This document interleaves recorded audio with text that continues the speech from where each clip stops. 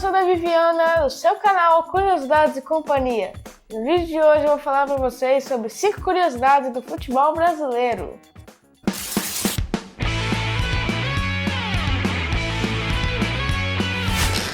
Já vai deixando o like aqui embaixo se você gostou da ideia do vídeo, se inscreve no canal e ativa o sininho para não perder nada. Dito isso, vamos pro vídeo! Em primeiro lugar, como a seleção brasileira foi criada? Tudo começou no ano de 1914, quando foi criada a FBS, Federação Brasileira de Esportes. Essa entidade foi a primeira a cuidar de todos os esportes no Brasil, mas em 1915 foi criada a FBF, Federação Brasileira de Futebol. Então a FBS e a FBF ficavam discutindo para ver quem mandaria no futebol do Brasil.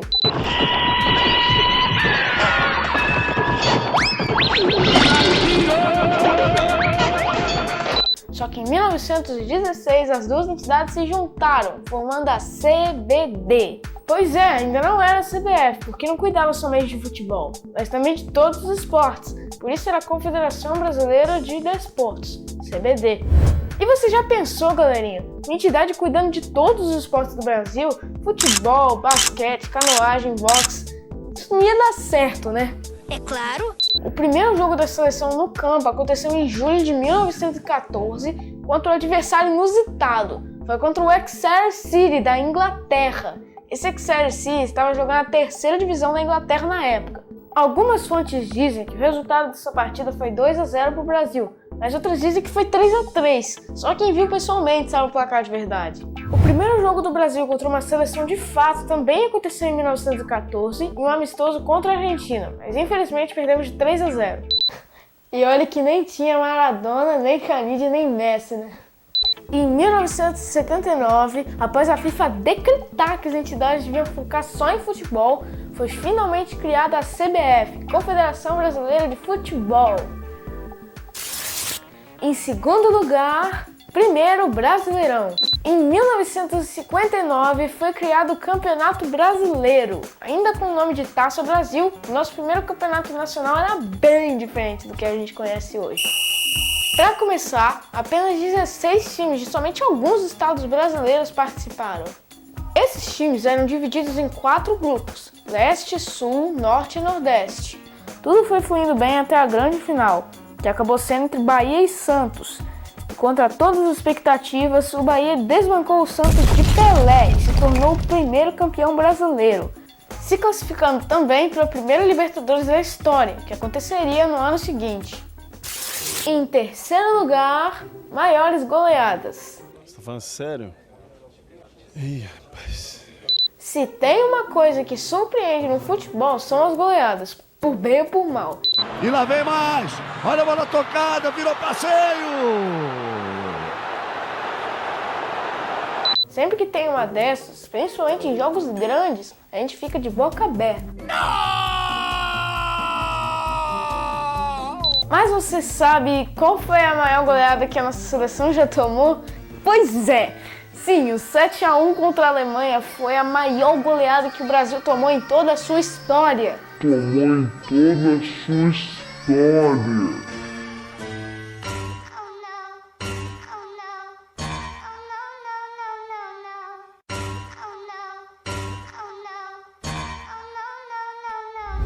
Mas pra mim, foi mais humilhante ainda por ter sido em uma semifinal de Copa do Mundo em casa. Mas a maior goleada feita pela nossa seleção foi bem maior que 7-1. Ela aconteceu durante o Campeonato Sul-Americano de 1949 em um jogo contra a Bolívia. 10-1! Que sacode, hein, Bolívia? Mas você não vai acreditar no tamanho da maior goleada entre clubes do Brasil. Ela aconteceu no Campeonato Carioca de 1909, em um jogo entre Botafogo e Mangueira. 24-0! Repito, 24-0!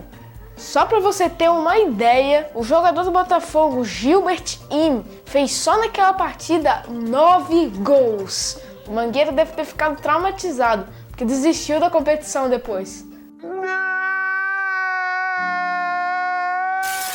Você sabia que já tivemos jogadores estrangeiros jogando na nossa seleção? Pois é, E esse é o tema da quarta curiosidade. Somente 5 jogadores estrangeiros tiveram o privilégio de jogar na nossa seleção, incluindo um argentino, o atacante Adolfo Milman, durante o Campeonato Sul-Americano de 1942.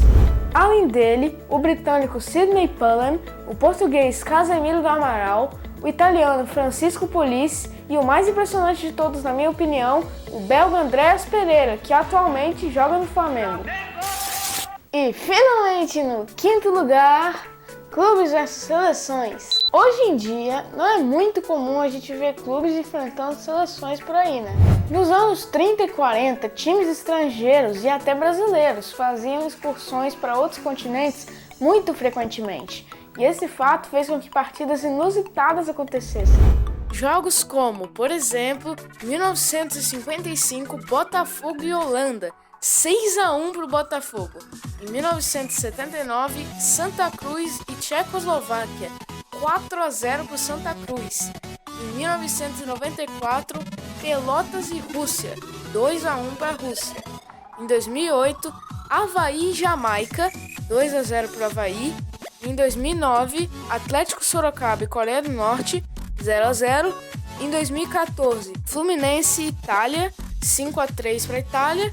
E o mais inusitado de todos, em 1976, Flamengo e Brasil. Em um jogo beneficente, o Flamengo venceu por 2-0. E é isso, galerinha! Vocês gostaram do vídeo? Já deixaram seu like? Se não, vá agora aqui embaixo e clique lá. Eu percebo, inclusive, que tem muita gente que assiste os meus vídeos, mas não deixa o like pra mim. Então, por favor, me dá essa força para continuar firme e forte com o nosso canal. Também aproveita para se inscrever aqui no meu canal e ativar o sininho para não perder nada, beleza? E esse foi mais um vídeo do seu, do meu, do nosso canal Curiosidades e Companhia. Comigo, da Viviana. Até mais!